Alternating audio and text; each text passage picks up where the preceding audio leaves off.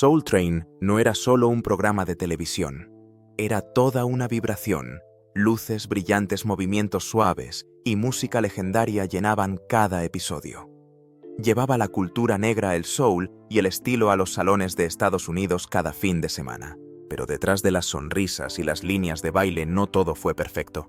De hecho, hubo un momento tan salvaje e inesperado que los productores no quisieron que lo vieras. Esto no fue solo un blooper. Sacudió el programa hasta su núcleo. Algunos dicen que incluso jugó un papel en su caída. Entonces, ¿qué pasó realmente en ese escenario ese día? ¿Por qué el programa fue cancelado y por qué nunca se emitió de nuevo? Acompáñenos en el análisis de la infame escena que Soul Train intentó ocultar el caos que provocó entre bastidores y cómo cambió para siempre el futuro del programa. El comienzo de un movimiento cultural. Soul Train no era un programa de televisión más. Era algo especial, una verdadera celebración del estilo y la cultura de la música negra. Todo empezó en Chicago. A mediados de los 60, una cadena de televisión local, WCIU, empezó a emitir programas de baile como Kitty Go y Red Hot and Blues. Estos programas fueron un éxito, especialmente el que contaba con bailarines mayoritariamente afroamericanos. Ahí es donde la idea de Soul Train comenzó a tomar forma, argumentando que Soul Train era a la banda americana lo que el champán es al agua de Seltz. Don Cornelius, que trabajaba en una emisora de radio de Chicago, también organizaba eventos musicales en directo en los institutos locales.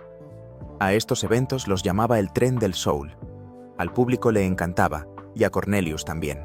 Creía que la música y el talento negros merecían un lugar en la televisión, y pronto ese sueño se hizo realidad. Con un pequeño presupuesto y cámaras en blanco y negro, Soul Train se estrenó en WCIU el 17 de agosto de 1970. Era un programa en directo por la tarde.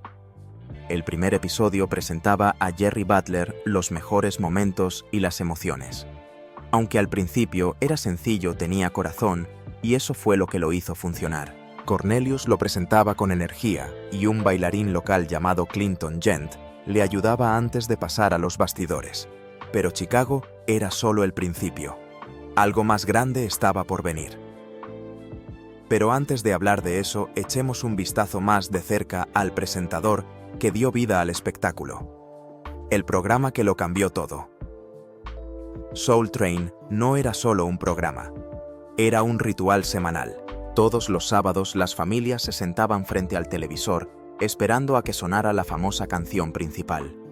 Para muchos la semana no estaba completa sin ella. Las luces brillantes, los suaves pasos de baile y el genial presentador hacían de Soul Train un programa imprescindible. Era algo más que entretenimiento. Dio a la música, la moda y la cultura negras un escenario nacional. La gente se veía a sí misma en la pantalla, no como personajes de fondo, sino en primer plano.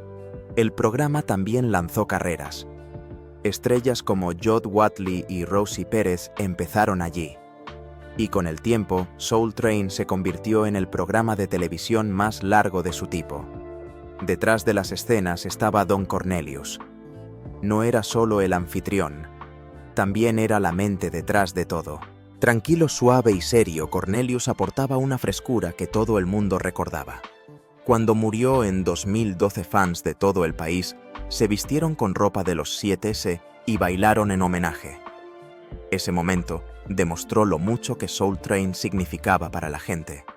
Pero ¿cómo se le ocurrió a Cornelius la idea y qué la hizo crecer hasta convertirse en algo tan poderoso?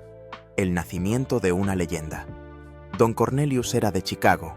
Tenía una voz fuerte y un estilo aún más fuerte. Antes de Soul Train, trabajó como DJ radiofónico y reportero de noticias. También organizaba fiestas de baile en institutos de la ciudad. Las llamaba Soul Train. Recorría Chicago en tren para llegar a distintos barrios llevando la música consigo. De ahí le vino el nombre. Con el tiempo, Cornelius tuvo la oportunidad de emitir su programa en la televisión local. Al principio era pequeño en blanco y negro, y con decorados sencillos, pero la energía era real. Los bailarines daban vida a cada canción, y los espectadores sentían que formaban parte de algo nuevo. Nelson George, autor de The Hippest Trip in America, recordaba bien aquellos primeros días. Decía que él y su hermana solían sentarse frente al televisor todos los sábados por la mañana en Brooklyn. Primero fue una pequeña pantalla en blanco y negro, luego les dieron una pequeña en color. Observaban atentamente los movimientos. Esa misma noche, en los bailes del colegio o en las fiestas del barrio, todos intentaban copiar lo que veían. Era una experiencia cultural muy 360. George dijo que el espectáculo no era solo música, enseñaba a la gente a vestirse, a bailar e incluso a peinarse. El afro, los colores atrevidos, el estilo californiano, todo ello llegó a través de la pantalla y a los hogares de todo el país. Aportó alegría y, lo que es más importante, unidad. Pero también llegó en una época de grandes cambios en América. Una nueva voz para la cultura negra. Cuando Soul Train comenzó su andadura en 1971, el país aún sentía los efectos de la década de 1960. Las protestas por los derechos civiles habían sacudido la nación. Por primera vez se elegían alcaldes negros en las grandes ciudades. La lucha por la igualdad seguía en pie. A ese mundo llegó Soul Train. Pero en lugar de mostrar dolor o lucha, mostraba alegría, mostraba orgullo y mostró celebración. La música, la moda y la energía negras llenaron la pantalla. Hizo que la gente se sintiera vista. Llevó la diversión a hogares que no siempre recibían un respiro de las malas noticias. También cambió los negocios. Las grandes empresas vieron el poder del programa. Poco a poco empezaron a anunciarse en Soul Train. Por primera vez, muchos espectadores negros vieron anuncios que les hablaban directamente. Eso nunca había sucedido antes. Demostró que Soul Train no solo era popular, sino poderoso. Don Cornelius hizo todo esto posible. Su voz suave y su estilo tranquilo le hicieron inolvidable. Soy Don Cornelius, y siempre está impartiendo. Te deseamos amor. En un momento famoso le dijo a James Brown, sigues siendo el más malo aquí fuera. Brown se rió y dijo que solo intentaba seguir el ritmo de los bailarines. Cornelius se volvió hacia el público y dijo, ¿qué os parece para los bailarines de Soul Train? Ese momento arrancó sonoras ovaciones. Siempre parecía tranquilo y en control. Michelle Martin de NPR dijo una vez, nunca sudaba. Era como un piloto que guiaba el espectáculo pasara lo que pasara, de éxito local a icono nacional. Como el espectáculo funcionaba tan bien en Chicago, Cornelius quería expandirse. Consiguió ayuda de una empresa de productos capilares llamada Johnson Products, que fabricaba Afro Sheen. Aceptaron patrocinar el traslado del programa a la sindicación. Eso significaba que Soul Train ahora podría mostrarse en ciudades fuera de Chicago, pero al principio solo 7 ciudades lo eligieron: Atlanta, Birmingham, Cleveland, Detroit, Houston, Los Ángeles y Filadelfia. Sin embargo, eso fue suficiente. Cuando la gente la vio, no se cansó de verla. Al final de la primera temporada, las 25 ciudades objetivo emitían el programa. La magia se había extendido. Por aquel entonces no había muchos programas de creadores negros para un público negro. El único en la televisión nacional era Soul, un programa de la televisión pública. Por lo tanto, Soul Train era un game changer. Dio un escenario a artistas de R&B soul y más tarde de hip hop. Desde las grandes estrellas hasta los nuevos talentos querían actuar en él. Cuando el programa se hizo nacional, también trasladó su sede a Los Ángeles. Al principio, Cornelius presentaba tanto la versión de Chicago como la de Los Ángeles, pero pronto se centró solo en la nacional. Clinton Gent se quedó un tiempo como presentador en Chicago, y luego la emisora se limitó a emitir episodios antiguos. Cornelius siguió siendo el rostro de Soul Train, y por una buena razón.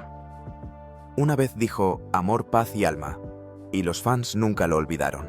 Esa línea se convirtió en leyenda, pero con la fama vino la presión y más cambios estaban en camino. Una larga carrera y grandes cambios.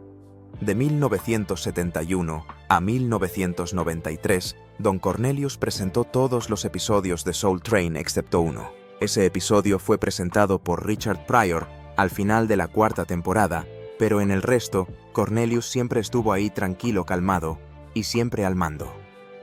A mediados de 1980, el programa hizo un gran movimiento. Tribune Entertainment se hizo cargo del acuerdo de sindicación. Eso significaba que ahora eran responsables de emitir el programa en más lugares. Cornelius permaneció como presentador y líder creativo, y el programa siguió creciendo. Pero en 1993, tras 22 temporadas, Cornelius dejó de ser presentador. Siguió trabajando entre bastidores, pero otros acapararon el protagonismo durante un tiempo.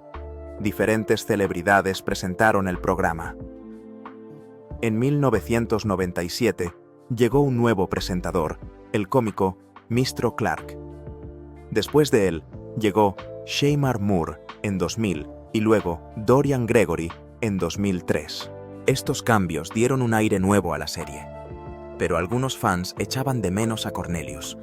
Tenía una forma de conectar con el público difícil de sustituir. Aún así, el programa siguió adelante llevando siempre la música y el baile a los hogares. Hablando de eso, Don Cornelius no era solo un anfitrión. Él era el cerebro detrás de Soul Train. Don Cornelius tenía una visión. Tenía una voz profunda, un estilo suave y una aguda mente para los negocios. Lo que le hacía diferente era su profundo conocimiento de las calles y de las necesidades de la población negra de Estados Unidos. Como dijo un escritor, Hanife Abdul Rakib Don, tenía un ojo puesto en las calles y por lo tanto entendía perfectamente las necesidades de la gente negra. Todo en él era genial. Su voz de barítono, su pelo afro y su aspecto seguro dieron a Soul Train su factor hip. Como explica la autora Erika Blount de Noir, Soul Train tenía el factor de moda y sobre todo porque Don era muy moderno. Cornelius no solo quería entretener, quería ser dueño de algo grande. En 1971 Soul Train se trasladó a Los Ángeles y empezó a emitirse en todo el país. Eso convirtió a Don Cornelius en uno de los primeros hombres negros en poseer y producir un programa de televisión sindicado a nivel nacional. Tenía que elegir, crecer rápido o crecer inteligentemente. Según Abdur, el pensamiento de Dawn era simple. ¿Cómo puedo mantener esto mío? No todas las ciudades emitieron el programa al mismo tiempo. En lugares como Oklahoma City, algunos fans vieron los episodios con una semana de retraso en comparación con otras ciudades. Pero no importaba el retraso, la gente sintonizaba. Se convirtió en una cita obligada. Un fan, Peter Murray, recordaba haber visto el programa con toda su familia en Vermont.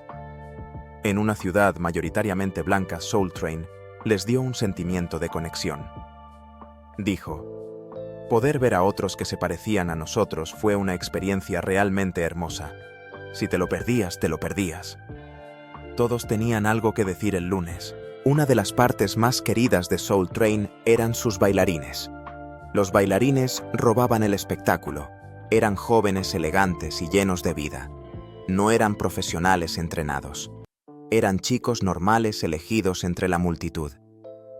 Traían sus propios movimientos, su propia ropa y su propio espíritu a la pista de baile. Erika Blount de Noir lo expresó mejor que nadie. En la televisión no había nada parecido a Soul Train, donde las estrellas eran chicos normales. Estos chicos eran del barrio, chicos que iban a los centros recreativos y bailaban con sus amigos. De repente estaban en la televisión nacional mostrando sus movimientos a millones. Pronto la gente hacía cola alrededor de la manzana solo por una oportunidad de estar en el programa. La bailarina Cheryl Song dijo que era su forma de expresarse. Fue muy liberador poder bailar y sentir la música, compartió. Y no fue la única que lo sintió así. Randy Thomas, otro bailarín, dijo que el programa permitía a la gente entrar en el mundo del espectáculo. Don dio a los artistas profesionales una plataforma y a los bailarines no profesionales un lugar para ser ellos mismos. Explicó que hasta los fans se dieron cuenta. La canción de Cheryl se convirtió en una de sus favoritas. Su larga melena casi tocaba el suelo y su baile destacaba cada semana. Los espectadores intentaban copiar sus movimientos en casa. Los bailarines se convirtieron en estrellas por derecho propio. Monique Mo Chambers, también bailarina, dijo que el equipo se convirtió en una familia. Hacíamos payasadas y nos lo pasábamos bien, dijo. En pantalla parecía un gran escenario, pero era más pequeño de lo que la gente pensaba. El miembro de Full Force B-Legged Lou nos visitó y dijo: el escenario no es tan grande como pensaba, pero todo el mundo está rockeando. Estos bailarines aportaron energía, pasión y creatividad. Hicieron de Soul Train algo más que un programa de música. Fue una experiencia completa, y con ello llegaron a actuaciones inolvidables, música que llegaba al alma. El escenario de Soul Train se convirtió en el hogar de algunos de los más grandes nombres de la música. Desde Aretha Franklin y James Brown hasta Outkast y Mariah Carey, todos querían estar en el programa. Era un espacio donde los artistas se sentían como en casa, especialmente los artistas negros que no siempre tenían una plataforma en la televisión nacional. La conexión entre bailarines y músicos era real. El autor Christopher Lehman afirma: los bailarines y los intérpretes mantenían una relación simbiótica. Eso significa que ambas partes se necesitaban mutuamente. Los cantantes aportaban la música, los bailarines la energía, y juntos creaban magia. Un ejemplo perfecto son los Jackson 5. En 1973 interpretaron el baile del robot en Soul Train. Pero ¿sabías que lo aprendieron de los bailarines de Soul Train? Así de estrecho era el vínculo entre los artistas y el público. También hubo momentos inolvidables con artistas como Marvin Gaye. En un episodio se sentó en el escenario y habló con los fans del público como si fuera un vecino más. Abdurraqib dijo que Don Cornelius hizo posible esos momentos creando un espacio en el que incluso las grandes estrellas se sentían como personas normales. Y luego estaba Al Green. Su voz tenía tanta fuerza que los espectadores no podían apartar la vista. Es como estar en una iglesia, dijo Blondenois. Y añadió: cada vez que lo veo tengo que parar. Te atrapa. Estas actuaciones eran algo más que canciones. Eran momentos que se quedaron con los fans de por vida. Pero cuando Don Cornelius se retiró, el espectáculo cambió con el tiempo. Los estilos cambiaron. La música pasó del soul y el R&B clásicos a géneros más nuevos como el hip hop. Pero el programa se mantuvo fiel a sus raíces, celebrando el talento y la cultura negros. Y entonces, todo llegó a su fin, el principio del fin. Cuando Soul Train alcanzó su 35ª temporada, en 2006, las cosas habían cambiado. El otrora poderoso programa que llevó el soul, R&B y el hip hop a millones de espectadores empezaba a desvanecerse. El programa dejó de hacer nuevos episodios después de la temporada 2005-2006. En su lugar, los productores emitieron viejos clips de los años 70 y 80 bajo un nuevo título: The Best of Soul Train, lo mejor de Soul Train. Fue la primera señal de que algo no iba bien. Un gran problema eran los índices de audiencia. Menos gente estaba viendo el programa. De hecho, los índices de audiencia Nielsen cayeron por debajo de 1,0. Eso es muy bajo para un programa que una vez tuvo millones de espectadores. La mayoría de las emisoras que emitían Soul Train eran filiales de Fox o pequeñas emisoras independientes. Muchas de ellas trasladaron el programa de los sábados por la tarde a las últimas horas de la noche. Esto hizo aún más difícil para los fans seguir el ritmo. Entonces llegó otro golpe. Tribune Entertainment, que había ayudado a distribuir el programa, anunció que iba a cerrar en 2007. Esto significaba que Soul Train no tenía a nadie que le ayudara a emitirlo. Don Cornelius, el creador del programa, intentó salvarlo. Hizo un trato con Trifecta Entertainment and Media. Pero incluso con ese acuerdo, las cosas no mejoraron. La magia de Soul Train se escapaba. Pero aún así, el problema no era solo acerca de los ratings o el tiempo de televisión. Entre bastidores se estaba gestando una tormenta que afectaba a los bailarines que contribuyeron a hacer del espectáculo lo que era. Entre bastidores hubo momentos difíciles y no todas las historias fueron felices. Detrás de la música y los movimientos no todo el mundo lo tuvo fácil en Soul Train. Rosy Pérez, una bailarina que más tarde se convirtió en estrella, compartió su propia historia. En una entrevista dijo que Don Cornelius la empujó a bailar de una forma con la que no se sentía cómoda. Cuando ella se negó, las cosas se calentaron. La cosa llegó a las manos. Ella dijo: «Lo único que pude agarrar fue la cena de 2 piezas de Kentucky Fried Chicken que nos proporcionaron como pago». Le tiró un ala de pollo grasienta a Cornelius y lo golpeó en la cabeza. Estaba mortificada, dijo. Nelson George explicó que había algo más detrás de aquel momento. Cornelius quería que Rosie se uniera a un grupo musical que estaba formando, y ella dijo que no. Eso provocó tensiones. Ella fue una de sus bailarinas favoritas durante mucho tiempo, pero después de eso las cosas se vinieron abajo. Aún así, Cornelius se mantuvo estricto sobre el estilo del espectáculo. Permitía algunos movimientos, pero no quería nada que le pareciera demasiado. Incluso obligaba a los cantantes a rehacer sus actuaciones si no hacían bien la sincronización labial. Quería que Soul Train tuviera un aspecto pulido y elegante, y también era un hombre de negocios inteligente. Al igual que Desi Arnaz con I Love Lucy, Cornelius era el dueño del programa. Eso era raro en ese entonces, especialmente para un hombre negro en el mundo de la TV. Encontró patrocinadores y trabajó con estaciones independientes en todo el país. No fue fácil. Nelson George señaló que el programa no se hizo nacional de la noche a la mañana. En algunos lugares se emitía a altas horas de la noche, incluso cerca de medianoche, pero poco a poco, emisora a emisora, Soul Train fue creciendo. Desafortunadamente, la vida de Cornelius no terminó con una nota alta. Sus últimos años fueron difíciles. Tuvo un matrimonio rocoso, un divorcio doloroso y luchaba por dentro. En 2012 se quitó la vida. Nelson George dice que nadie lo vio venir. Incluso Clarence Avant, su viejo socio, se reunió con él una semana antes y dijo que Cornelius parecía estar bien. Otros también sintieron que algo andaba mal, pero nadie esperaba que el final llegara tan de repente. Y sin embargo, lo que Cornelius dejó atrás fue enorme. Construyó algo que dio forma a la cultura, el estilo y la música durante más de 30 años. Y hasta el día de hoy, la gente sigue recordando la línea que cerraba cada episodio. Su voz tranquila y firme diciendo: «Te deseamos amor, paz y alma». La polémica de los bailarines.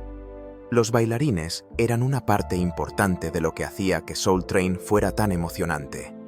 Sus movimientos, energía y estilo eran inolvidables. Pero años más tarde algunos de ellos hablaron y lo que dijeron conmocionó a muchos fans. Según un musical de Broadway llamado Hippie Strip, el musical de Soul Train, los bailarines no recibían un trato justo. Algunos dijeron que no se les pagaba nada. En su lugar se les dio la exposición y en algunos casos una comida de Kentucky Fried Chicken. Eso era todo. Un bailarín dijo que el nombre del espectáculo se forjó con el sudor de nuestras espaldas. Otros creadores de estilos de baile populares como el Harlem Shake afirmaron que tampoco recibieron nada a cambio. Pero no se trataba solo de dinero. A menudo los bailarines competían entre sí para tener más tiempo ante las cámaras. A algunos les obligaban a luchar por los mejores sitios cerca del escenario o en las contrahuellas. La presión era real. Peor aún, hubo informes de que Don Cornelius, estando casado, mantuvo relaciones inapropiadas con algunas de las bailarinas. Los Angeles Times informó de estas historias añadiendo más calor a la controversia. Estaba claro que detrás de las luces y la música, el programa tenía serios problemas. La imagen pública de Soul Train era limpia y elegante, pero por dentro algunos se sentían utilizados e ignorados. Esta tensión contribuyó en gran medida a la lenta caída del programa, y pronto apareció otro tipo de problema. Esta vez tenía que ver con los vídeos del programa y con quién podía compartirlos. Peleas por los derechos y una audiencia cambiante.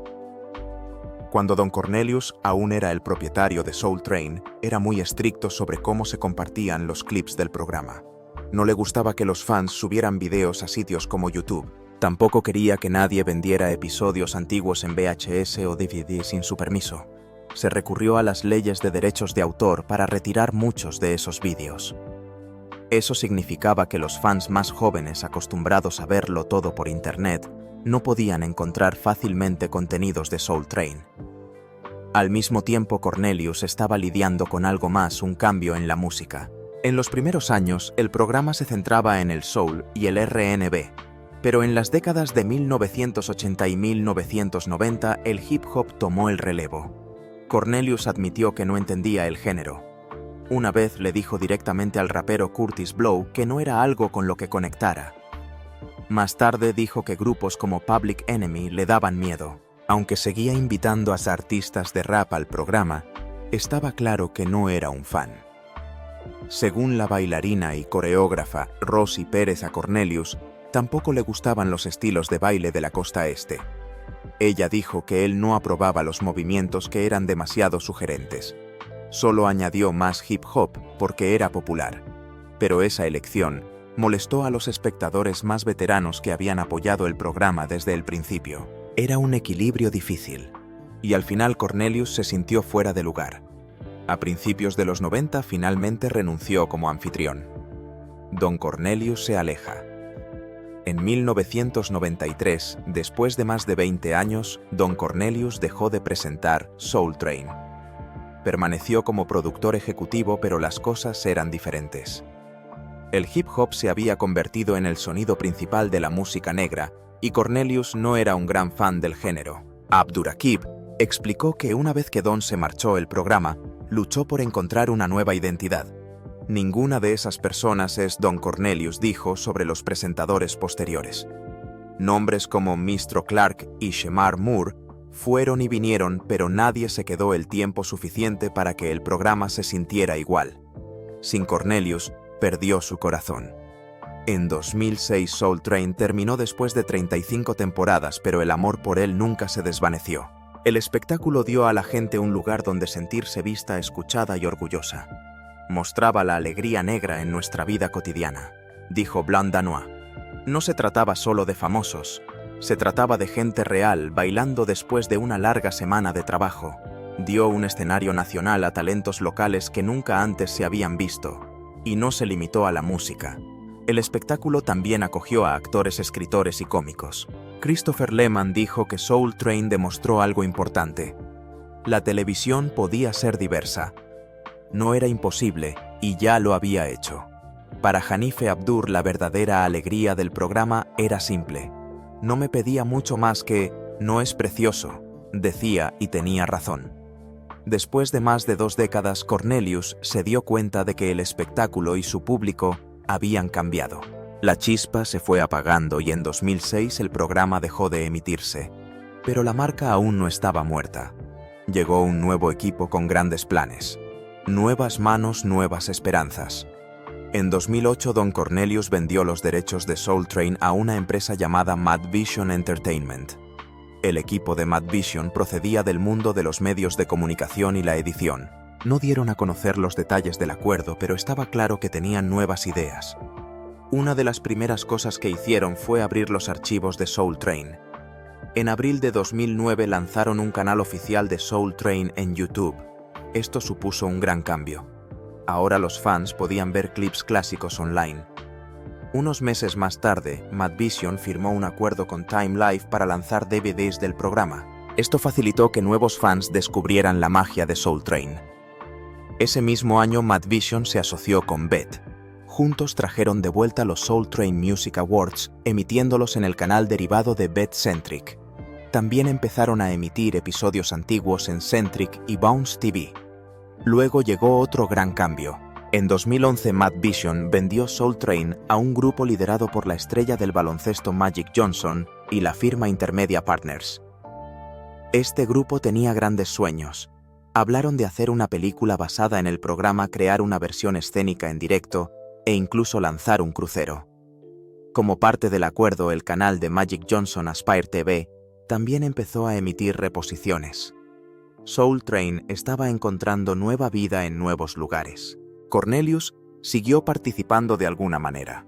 Apareció en documentales y eventos especiales para celebrar el programa, pero lamentablemente en 2012. Don Cornelius murió por suicidio. Su muerte conmocionó a mucha gente. Había creado algo poderoso, algo que conmovió a millones, pero sus últimos años estuvieron llenos de luchas. Aún así, el programa que inició siguió vivo.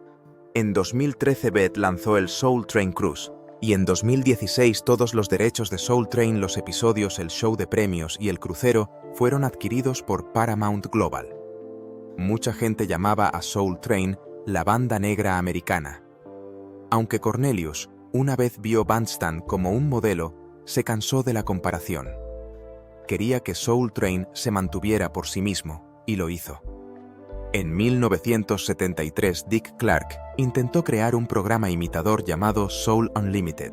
Cornelius, con la ayuda de Jesse Jackson, acusó a Clark de intentar acabar con el único programa de propiedad negra de la televisión. La reacción funcionó, y ABC canceló Soul Unlimited tras unos pocos episodios. La visión de Cornelius había sobrevivido a esa batalla, pero al final fueron el tiempo, la controversia y el cambio los que acabaron con el Soul Train original. Incluso después del final del programa, la marca Soul Train siguió viva. Desde 2016, BET Networks, parte de Paramount Global, posee los derechos del programa y su marca. Eso incluye los Soul Train Cruises y los Soul Train Music Awards anuales. El espíritu del programa aún continúa, aunque los episodios semanales hayan desaparecido hace tiempo. ¿Cree que un programa como Soul Train podría volver a existir hoy en día? ¿Por qué sí o por qué no? Comparta sus opiniones en los comentarios a continuación. Y no olvide